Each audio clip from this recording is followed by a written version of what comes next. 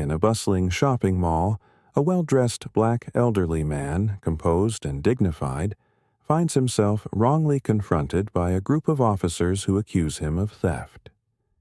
The officers' aggressive behavior stuns the onlookers as they interrogate him without any justification, escalating the tension. Just when the situation threatens to spiral out of control, Dwayne Johnson, The Rock, intervenes. What happens next surprises everyone, as he takes action that turns the situation around in an instant. Before we get into the full story, drop a comment below and tell us where you're tuning in from. It was an ordinary afternoon at the mall. Shoppers moved between stores, chatting, laughing, and browsing for the best discounts. The air was filled with the aroma of coffee and fresh pastries, while the steady hum of footsteps resonated on the shiny floors. But for one man, this seemingly regular day was about to take a remarkable turn. Samuel Brown, a successful businessman in his late 60s, had come to the mall to run a quick errand. Dressed in a sharp dark suit, his white shirt perfectly tucked under his tailored jacket, he navigated the crowd with ease. His salt and pepper hair and neatly trimmed beard gave him an air of experience. A man who had triumphed over challenges and risen to the top of his field. Yet beneath his success, Samuel carried the scars of a lifetime of prejudice. Samuel, who had spent years building his business empire, had encountered many challenges along the way. However, none had been as pervasive or as hurtful as the subtle discrimination he faced as a black man in a world quick to judge by appearance. From microaggressions to whispered judgments, he had felt the sting of prejudice in both professional and personal settings. And, as he would soon experience, even in the most ordinary places, like today, like now. As Samuel passed a clothing store, 2 uniformed officers stationed by the entrance noticed him. They exchanged a brief glance, a silent agreement passing between them. Something about Samuel made them uneasy, though they couldn't pinpoint exactly why. Without a second thought, they decided to follow him.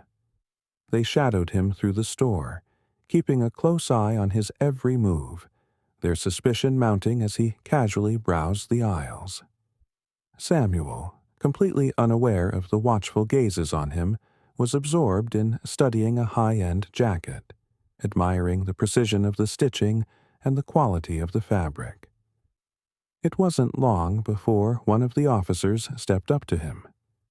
"Excuse me, sir," the officer said, his tone even but carrying an undercurrent of tension. Samuel turned toward him, surprised but maintaining his composure. "Yes?" Samuel answered, his voice polite, though a hint of exhaustion could be heard. "We need to inspect your bags," the officer said, pointing to the leather briefcase Samuel was carrying. "We've had reports of theft in this store, and we need to make sure you're not involved." Samuel blinked, his heart rate quickening, not out of fear, but because he recognized the situation all too well. He'd faced this before, racial profiling. He let out a quiet sigh, preparing himself for what would surely be an exercise in patience and restraint. "I haven't stolen anything," Samuel said calmly, his voice steady as he kept his posture relaxed. "You're welcome to check my bag." The second officer moved in closer, an expression of skepticism on his face. He didn't believe Samuel's words, not for a moment. "We'll be the ones to judge that." Before Samuel could protest, the officer grabbed the briefcase from his hand and tore it open without any warning. His heart skipped a beat as his personal papers spilled out, but it wasn't the contents that made him feel vulnerable. It was the officer's eyes, the look of doubt and suspicion. The judgment before even inspecting the bag was what stung the most. The busy sounds of the mall seemed to fade as Samuel fought to keep his emotions in check. A crowd had begun to gather, whispers quickly spreading among the onlookers. The tension in the air was palpable, and Samuel could feel his pulse pounding in his temples. More officers appeared, drawn by the rising noise. But before Samuel could try to explain or diffuse the situation, something completely unexpected happened. "That's enough," a booming voice cut through the growing tension. The crowd parted, and in walked a man who commanded attention without even trying.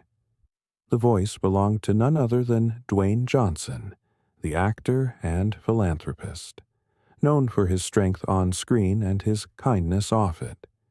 He had just been shopping in the mall, but upon hearing the commotion, he couldn't ignore what was happening. Dwayne's eyes locked onto the scene immediately. "Sir, let him go," Dwayne said in his usual deep, commanding tone, walking directly toward the officers.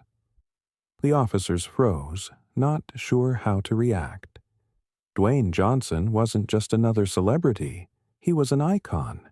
But more than that, he had seen this kind of injustice far too many times in his life, and he was not going to stand by and let it happen here. Not in front of him. Not to Samuel.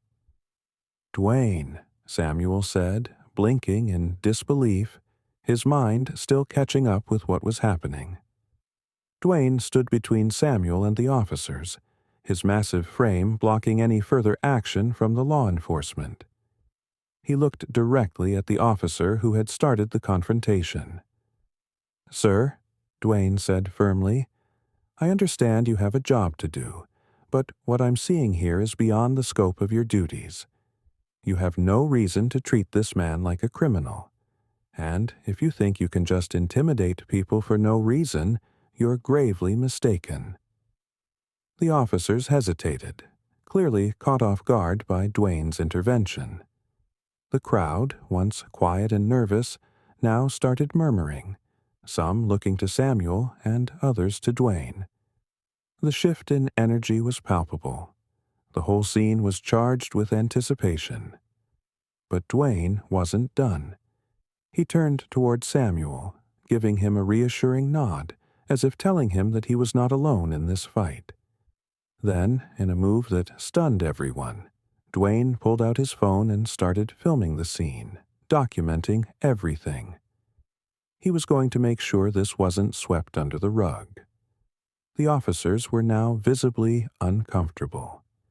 The crowd's gaze was no longer on Samuel, but on them. The power dynamic was shifting, and the officers could feel it. In a swift motion, one of them signaled to the others to back off. "Just go," the officer muttered, clearly shaken by Dwayne's presence and the growing attention. Dwayne didn't let up, though. "Make sure you treat everyone with respect," he said firmly. "And remember, no one is above the law. Not even you." As the officers retreated, Samuel stood there, trying to process what had just happened. The weight of the moment was heavy, but the feeling of relief was equally profound. He turned to Dwayne, his voice thick with gratitude. "Thank you," Samuel said quietly. "You just saved me from something much bigger than this." Dwayne smiled, placing a hand on Samuel's shoulder. "No one should go through what you just did. But remember, it's not just about today. It's about making sure this doesn't keep happening. We've got your back." The crowd, which had been watching in silence, now erupted into applause. For the first time that day, Samuel felt like he could breathe freely, like he wasn't just another face in the crowd. He was a man who had been seen, truly seen, and defended by someone who understood. But what happened next would reveal that this moment was just the beginning of something much larger. Something that would change both Samuel's life and the lives of others, forever. The tension in the mall was palpable, but the moment Dwayne Johnson intervened, It felt like a weight had been lifted. The officers retreated, and Samuel's heart slowly returned to a steady rhythm. For a brief moment, the chaos had stopped, and in its place was a strange, surreal calm. Dwayne looked over at Samuel, who was still in shock, trying to make sense of what had just happened. Dwayne's towering frame loomed over him, but there was no arrogance or pride in his posture. Just the quiet reassurance of a man who knew what it meant to stand up for what was right. "You okay?" Dwayne asked, his voice soft yet firm, as though checking in with a friend he'd known for years, rather than a stranger. Samuel nodded slowly, swallowing hard. He'd been through a lot in his life, but nothing had quite prepared him for a public humiliation like this. He had been profiled, judged, and treated with suspicion for something he hadn't done. It wasn't just the officer's actions, it was the reality that had followed him for years. The unfair, unjust prejudices that people like him faced every day. But now, in this surreal moment, Dwayne Johnson had stepped in like a guardian angel, and it left him speechless. "Thank you," Samuel finally managed to say, his voice thick with emotion. "I don't know what I would have done if you hadn't been here." Dwayne offered a smile that didn't quite reach his eyes. "You don't have to thank me," he said, his eyes scanning the crowd, still buzzing with energy from the confrontation. This should never have happened in the first place. The two of them stood there for a few moments, the weight of the experience slowly sinking in. Samuel felt a sense of gratitude, but also an overwhelming sadness. It wasn't just the officers that he had to contend with, it was the system, the world that had always viewed him through a lens of prejudice. As they began to walk out of the store, Dwayne offered to escort Samuel to his car. The idea of walking back into the crowd, knowing that everyone had witnessed the encounter, left Samuel with an odd mix of emotions. Part of him wanted to hide, to escape the spotlight. But Dwayne's calm, assured presence was a comforting balm. With a simple nod, Samuel agreed. "Let's get some air, man," Dwayne said. "It's been a long day, and I can tell you've got a lot on your mind." As they walked toward the exit, Samuel's thoughts began to wander. He had built an empire from the ground up, using every ounce of his strength and ingenuity to get where he was today. But no matter how successful he became, there was always that invisible wall of discrimination. It never truly went away. He could buy the finest clothes, drive the most expensive cars, and live in the most exclusive neighborhoods. But none of that protected him from the biases people harbored because of the color of his skin. Dwayne, sensing the gravity of the moment, continued speaking, though his words were deliberate and calm. "You know, this kind of thing, it's not new. It's not even just about race. It's about how people in power use their position to make others feel small. It's how some people believe that because they have a badge, or because they have money, they have the right to treat others like they're not human." Samuel's mind raced. Dwayne was right.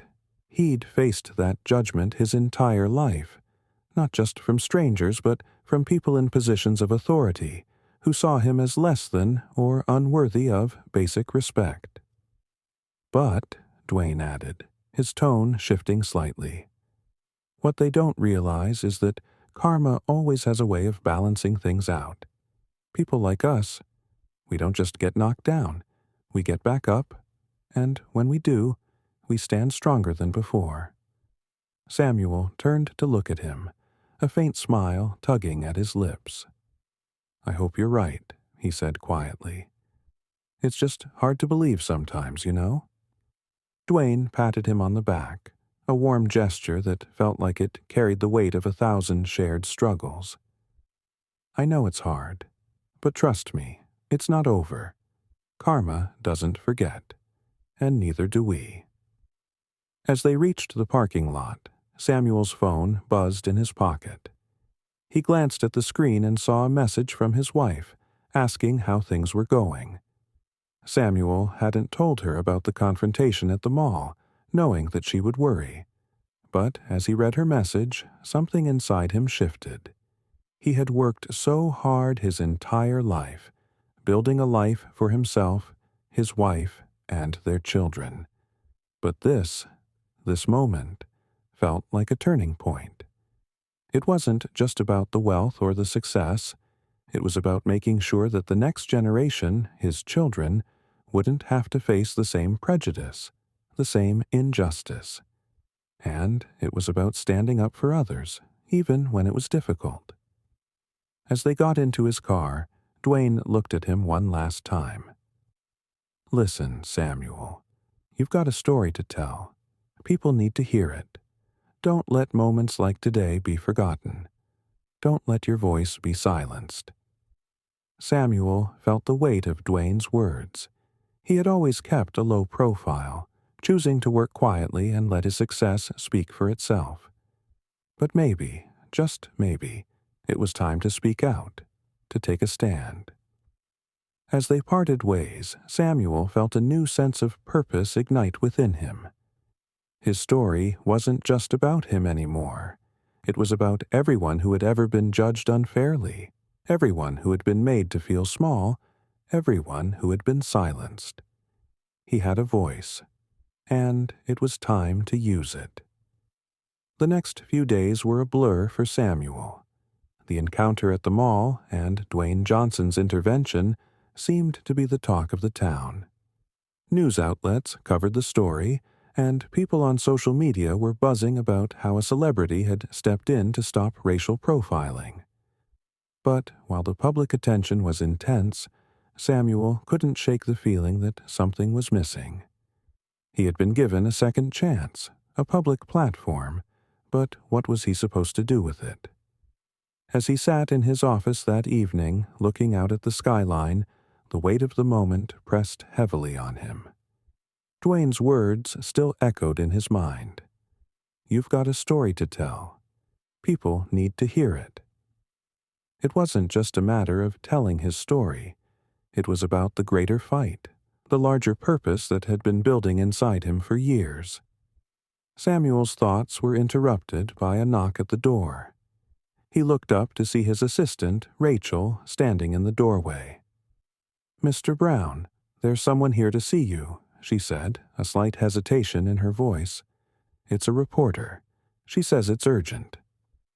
Samuel was used to reporters wanting to speak with him about his business dealings, but this felt different. The urgency in Rachel's voice told him this wasn't about a business deal. It was about something far more personal. "Send her in," he said, rising from his desk. Moments later, a woman walked into the room. She was in her early 30s, dressed in a professional blazer and slacks, her short hair neatly tucked behind her ears. She had an air of calm confidence, the kind of woman who had seen and heard it all before. "Mr. Brown, thank you for taking the time to meet with me," she said, extending her hand. "My name is Hannah Carter. I'm a reporter for the National News Network." Samuel shook her hand, a polite smile on his face. "Of course, Miss Carter. What can I help you with?" Hannah didn't waste time with pleasantries. "I'm sure you've heard that the story of your encounter with the officers at the mall is all over the media. But I'm here because I believe there's more to your story than what the public's seeing. I want to know the truth behind the man who was profiled that day. What does this moment mean to you?" Samuel's heart skipped a beat. For a moment, he considered brushing her off, telling her it wasn't the right time, that he didn't have anything more to add. But as he looked into her earnest eyes, he realized she wasn't just after a headline. She was after the truth. "I've spent my life hiding parts of who I am," Samuel began, his voice steady but laced with emotion. I've built a successful business empire, but I've always had to carry this invisible weight. As a black man in this world, I've had to fight harder, prove myself more, and even then, I'm judged by the color of my skin before anything else." Hannah nodded, scribbling notes quickly, but there was no judgment in her eyes, only understanding. Racial profiling, prejudice. It's been my reality for as long as I can remember. But the thing is, it's not just the blatant acts of racism we deal with. It's the little things. The looks, the assumptions, the way you're treated like you don't belong, even when you've earned your place. Samuel paused, his thoughts swirling. He'd never shared his story like this before. But something about this moment, this opportunity to speak out, felt different. He felt a sense of clarity that had eluded him for years. "When that officer stopped me in the mall, I knew exactly what was happening. I've had it happen before. But that's the thing, right? It's not supposed to be happening anymore. We've come so far, but there's still this deep-rooted bias, this systemic racism that continues to rear its ugly head in places we least expect. And people like me, we're the ones who pay the price." Hannah's pen slowed, her eyes never leaving Samuel's face as he spoke. "But you had someone with you that day, Dwayne Johnson. It's rare to see someone like him step up for someone like you in such a public way. How did that moment change things for you?" Samuel leaned back in his chair, his eyes momentarily unfocused as he recalled the events of that day. Dwayne's intervention was nothing short of extraordinary. I was shocked, honestly. But he didn't just help me in that moment. He reminded me of something important, that we have a responsibility to stand up for each other, to use our voices. He told me karma has a way of balancing things out, and I believe that. I believe this moment is part of a bigger picture. As the conversation continued, Samuel's thoughts turned inward, reflecting on the road ahead. He had spent his life building his legacy, but now it was time to build something even more meaningful. He was no longer just fighting for his own success. He was fighting for change, fighting to break down the walls of prejudice that had been erected around him, around so many others. The interview wrapped up, but Hannah's words lingered. "Mr. Brown, the world needs to hear your story. It's not just about the injustice you've faced. It's about the change you can inspire. You're not just a businessman anymore. You're a voice for people who have been silenced for too long."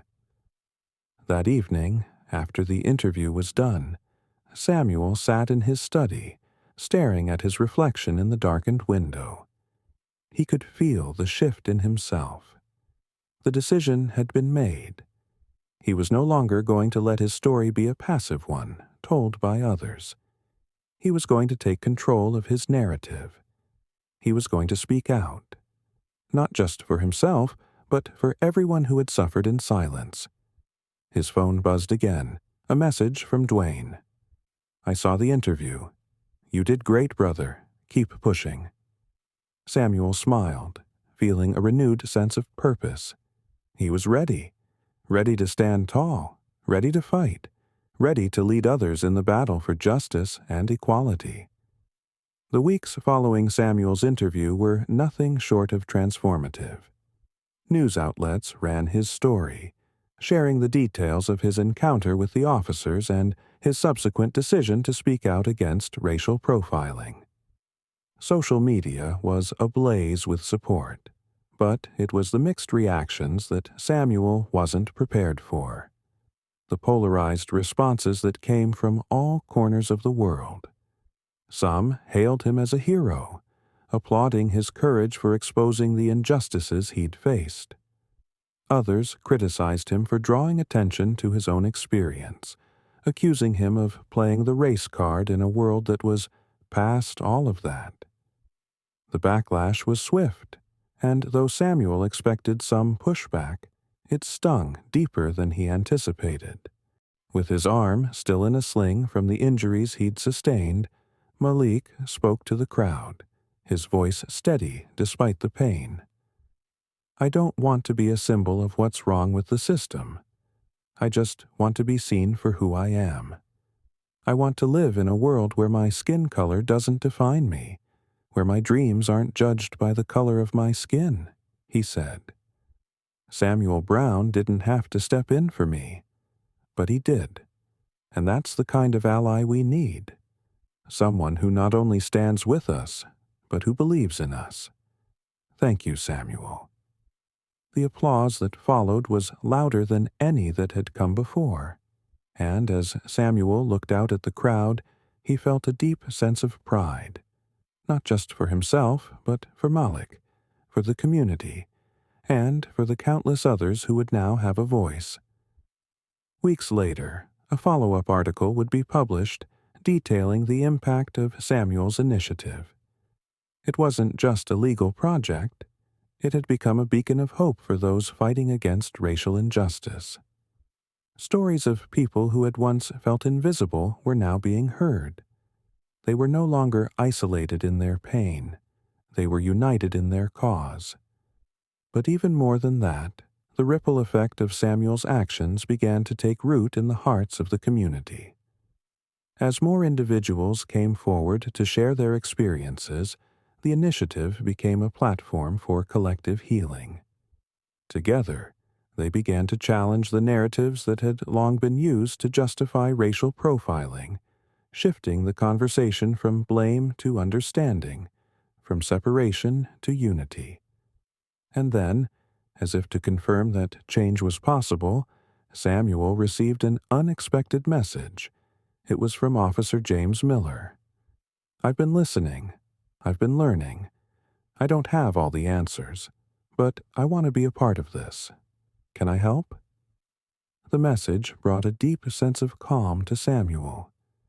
It wasn't a full circle, but it was a significant step, a sign that even the most hardened hearts could change, that even the most unlikely people could come together for a better future. As the story drew to a close, Samuel looked back on everything that had transpired. The path he had walked hadn't been easy, and it hadn't been without sacrifice, but it had been worth it. Because in the end, he hadn't just changed his own life, he had changed the lives of countless others, and inspired a generation to fight not just for themselves, but for each other. If you enjoyed the story of Samuel's incredible journey and Malik's rise from adversity, be sure to check out the next story of transformation. Click here to watch it. Thank you for being part of this powerful story. And remember, real change starts with one voice, one action. Let's keep the conversation going. It was one thing to face racial profiling in person. It was another to be judged and vilified for simply speaking the truth. But in the midst of the controversy, something unexpected happened. The first call came on a rainy Wednesday afternoon. Samuel had just returned home from an exhausting day of meetings when his assistant, Rachel, buzzed him on the intercom. "Mr. Brown, there's a Mrs. Thompson here to see you. She says it's urgent." "Send her in," Samuel replied, surprised to see anyone at this hour. Moments later, a woman in her 50s entered his office, her face a mixture of determination and concern. She was dressed simply, in a black skirt and white blouse, but there was an undeniable strength in her presence. She didn't waste any time with small talk. "Mr. Brown, I'm Christine Thompson," she began, sitting down across from him. "I've been following your story, and I need your help." Samuel raised an eyebrow, intrigued. "My help? I'm not sure what I can do for you." Christine didn't hesitate. "I'm the mother of one of the officers who was involved in that incident at the mall. I've seen what it's done to him, to our family. He's been ashamed, hiding from his own actions, and I don't know how to fix it. But maybe, just maybe, you can help him find redemption." The words hit Samuel like a wave. He'd never expected someone like Christine to walk into his office, not as an adversary, but as a woman desperate to heal the wounds her son had caused. It was a moment that made him reconsider everything he'd believed about revenge, justice, and forgiveness. "I don't understand," Samuel said, leaning forward. "Why should I help the man who caused me all this pain?" Christine's eyes filled with tears as she spoke. Because he didn't act out of malice.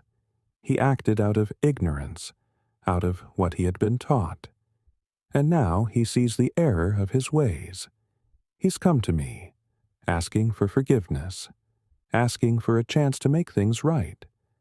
But he doesn't know where to begin. He doesn't know how to atone for what he's done. Samuel was silent for a moment, his thoughts swirling. The world had taught him that there was no room for compassion for people who had wronged him. But Christine's words dug deep into his heart. She wasn't asking for Samuel to forget what had happened or to forgive her son blindly. She was asking for a chance for her son to make amends, and that, Samuel realized, was a rare thing. "I can't promise anything," Samuel finally said, his voice softer now. "But I'll talk to him. If he's truly remorseful, if he's willing to change, then maybe we can find a way forward." Christine nodded, tears streaming down her face, and for the first time, Samuel saw the humanity behind the badge. It wasn't about vengeance. It was about healing, about breaking the cycle of prejudice and hatred that had plagued both their lives. The second call came a few days later, this time from Officer James Miller, the very man who had been involved in Samuel's confrontation at the mall. Samuel agreed to meet him at a neutral location, an old, quiet cafe not far from his office. When Samuel arrived, he saw James sitting at a corner table, his uniform now replaced with plain clothes, his demeanor unrecognizable from the confident, almost arrogant officer who had once treated Samuel like a criminal. James stood as Samuel approached, his hands slightly shaking as he offered a handshake. "Mr. Brown," he said, his voice faltering, "I know you probably don't want to be here, but I need to speak with you. I need to apologize." Samuel sat down across from him, his heart heavy. "Go ahead." "I've spent days thinking about what happened that day," James continued, his eyes filled with regret. "At the time, I was just doing my job, but I didn't stop to think about how my actions would affect you. I didn't see you for who you were, a man with a story, a life. I saw you as someone to control, and I'm sorry. I'm truly sorry for that." Samuel remained silent for a moment, feeling the weight of the officer's words. Was this real? Was this apology sincere, or just another attempt at damage control? It was hard to say, but as he looked into James's eyes, he saw a man who was genuinely broken. He had made a mistake, a big one, and now he was trying to find a way to make it right. "Why now?" Samuel asked, his voice steady. "Why come to me now?" James swallowed hard, looking down at the table. "Because I've been haunted by it. I've been haunted by what I did, and by the way people like you are treated every day. I don't want to be part of the problem anymore. I want to be part of the solution." There was a long pause before Samuel spoke again. "I can't just forget what happened. It's not that simple. But I believe people can change. Maybe you have a chance to be a part of that change." James's face softened with relief. "Thank you. I won't let you down." As Samuel walked out of the cafe, he felt a sense of closure. The encounter hadn't erased the pain, but it had opened the door to something more profound. Understanding, accountability, and, perhaps, a small step toward healing. The ripple effect had begun. James Miller wasn't just an officer who had wronged him. He was now part of the conversation, part of the movement for change. The days following Samuel's meeting with Officer James Miller were filled with reflection. While the public story continued to unfold, Samuel's internal transformation was just beginning. The backlash and the praise, the support and the criticism, they had all become a distant hum in the background of a greater, more important truth he had discovered. It wasn't just about making noise. It was about making a difference. Samuel knew that he had a choice to make. He could go back to his life of quiet influence, using his wealth and power behind the scenes, or he could truly live out the values he had always tried to embody in his personal and professional life. He had spoken out against injustice, but now it was time to take action. Action that could ripple out into the community and beyond. But just as he was finding clarity, something unexpected happened that would challenge his resolve. It was a bright Saturday morning when he got the call. He had just finished breakfast when his assistant Rachel, her voice tense with urgency, told him to check the news. The story wasn't about him this time, but it was tied to everything he had been fighting for. A new incident of racial profiling had occurred at a different shopping center, and the young man involved was now receiving widespread attention. The young man, an aspiring musician named Malik, had been wrongfully accused of shoplifting because of the color of his skin.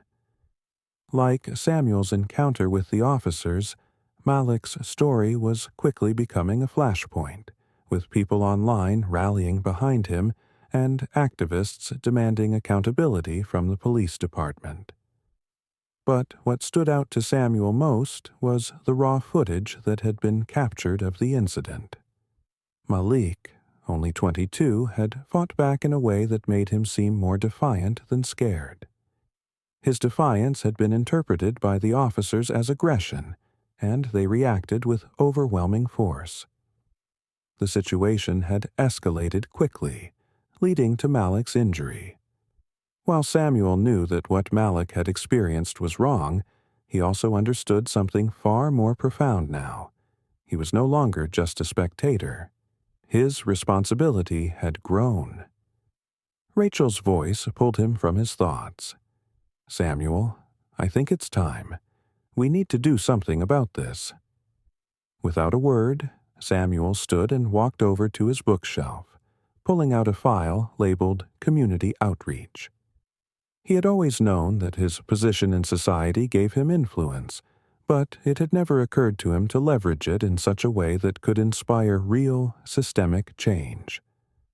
Now, he knew what he had to do. That afternoon, Samuel called a press conference. This time, however, it wasn't about his own story. It was about Malik's. He didn't just want to draw attention to what had happened. He wanted to be part of the solution. With the news cameras pointed in his direction, Samuel addressed the audience. "The fight for equality is not a battle for one person to fight alone," Samuel began, his voice strong and unwavering. "It's a collective effort, and we must all be involved. Malik's story is just one example of the larger systemic issues we're facing, and if we don't take action, it will continue to happen." The room fell silent as Samuel's words sank in. "I am announcing the launch of a new initiative," he continued. "One focused on supporting victims of racial profiling, offering both legal assistance and emotional support to those who have been wrongfully accused. This initiative will also partner with law enforcement agencies to promote education on racial bias and how we can work together to ensure that incidents like Malik's never happen again." The response was immediate, with applause echoing through the room. But Samuel knew that the true work was just beginning. As the days passed, Samuel's new initiative quickly garnered support from a range of influential figures: activists, community leaders, and even other celebrities. The movement gained momentum, and with it, Samuel felt the weight of responsibility grow. But what had begun as a reaction to one man's injustice was now evolving into a larger conversation about society's treatment of black men and women, and about the responsibility of those with power to create change. At the heart of this movement was not just a desire to hold the system accountable, but to heal, to foster understanding, to create a space where dialogue could flourish instead of division. But the breakthrough moment came when Malik himself appeared at the next press conference, standing alongside Samuel.